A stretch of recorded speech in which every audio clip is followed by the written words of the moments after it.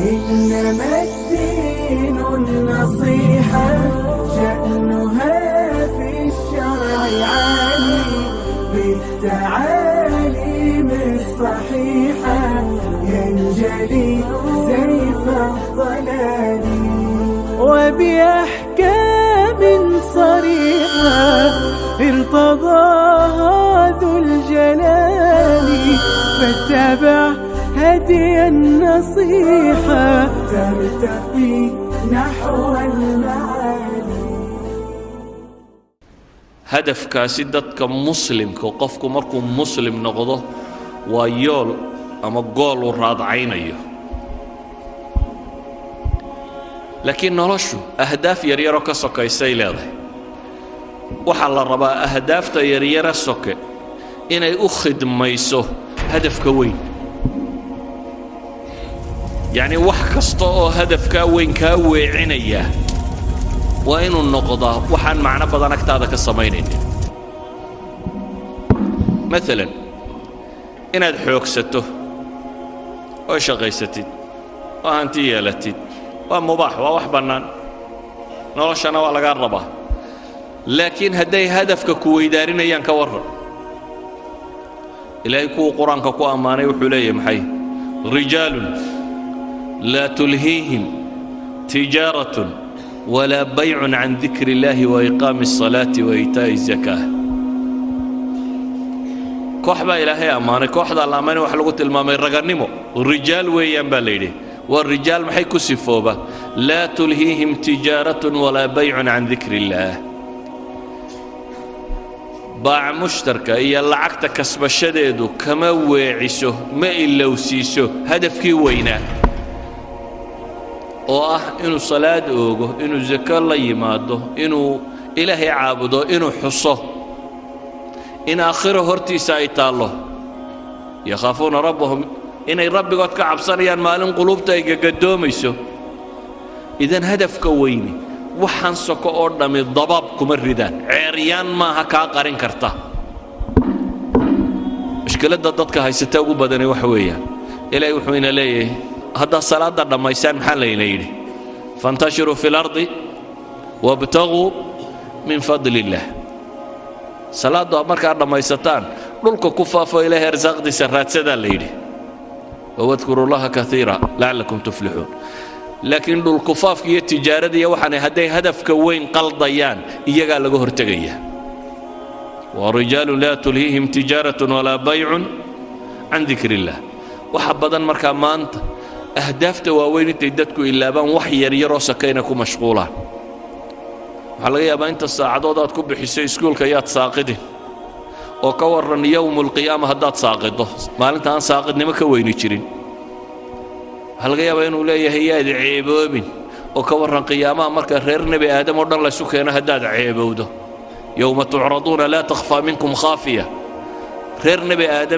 آدم إلا كودن بيا قوبي تاقيهين هداد عيبوده waxaa laga yaabaa inaad sileedahay noloshu way kugu adagtee fududee oo ka waran maalinta 50,000 oo sanadooda noloshaynu joogno dhammo waa imisa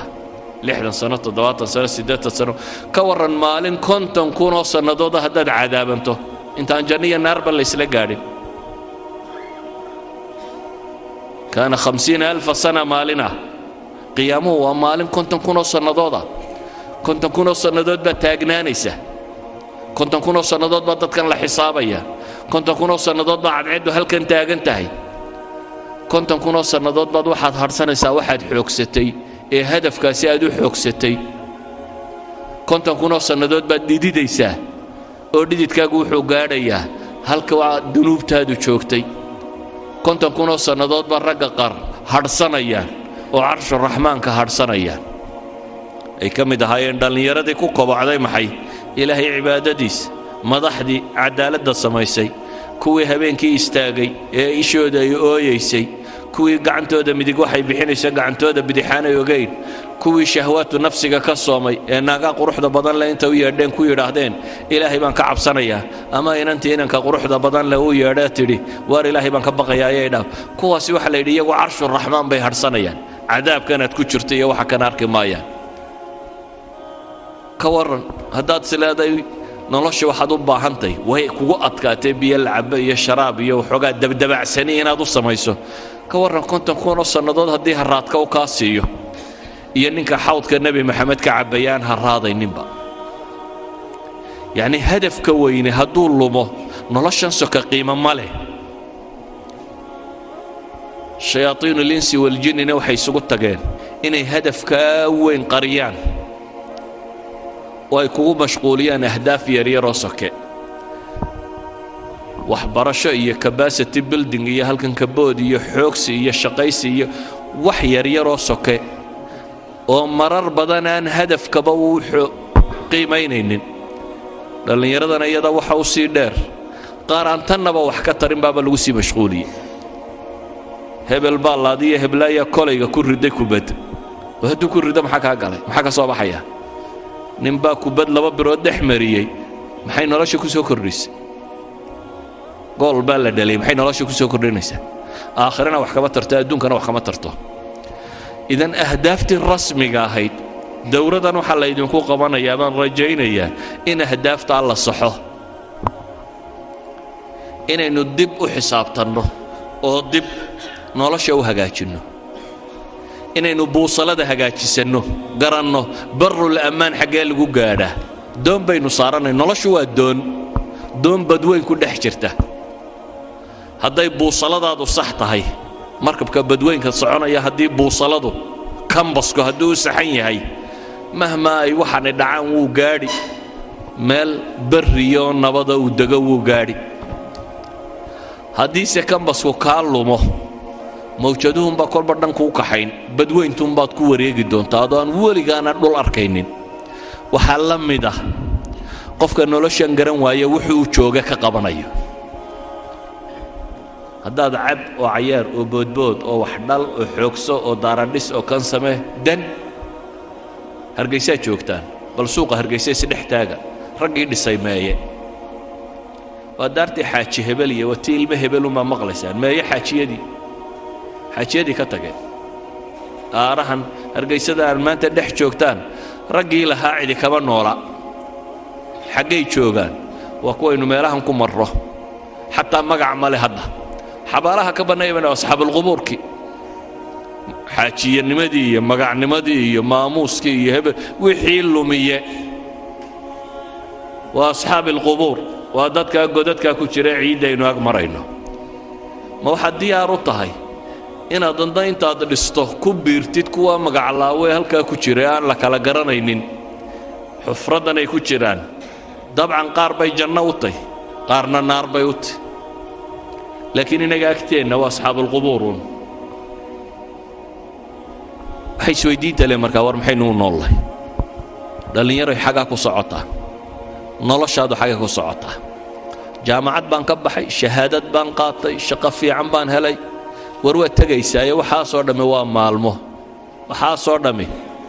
kam labistum cadada siniin baa lagu weydiin doonaa labitnaa yowman aw bacda yowm fas'al ilcaadiin baa ku xigta maalin ama maalin badhkeed noloshii oo dhammi waxay kula noqon maalin ama maalin badhkeed markaad kaleba garan weydaad waxaad leedahay fas'al ilcaadiin kuwii tirin jiray bal ha la weydiiyo adigu inay maalin tahay iyo inay maalin badhkeed taad kala saari kari la'day ee bal cid labadaa kuu kala rajaxda ha la weydiiya baa taagan tahay oo nolosha ma maalin badhkeed baad dooratay marka ayuha alikhwa hadafka aynu raadacaynayno adiga lagaaga baahan yahay hadafkaa wixii lagu gaadhi lahaa cilmiga ragannimo ah xoogsiya dadaala adigaa lagaa rabaa inaad la timaado adiga jid baa lagugu talagalay guul iyo guuldarro iyo waxani waa iska meel soke adiga waxaa lagaa rabaa inay naftu kaa baxdo adoo rabbigaa caabudaya adigoo ariiqa saxa ah haya waxaa lagaaga baahan yahay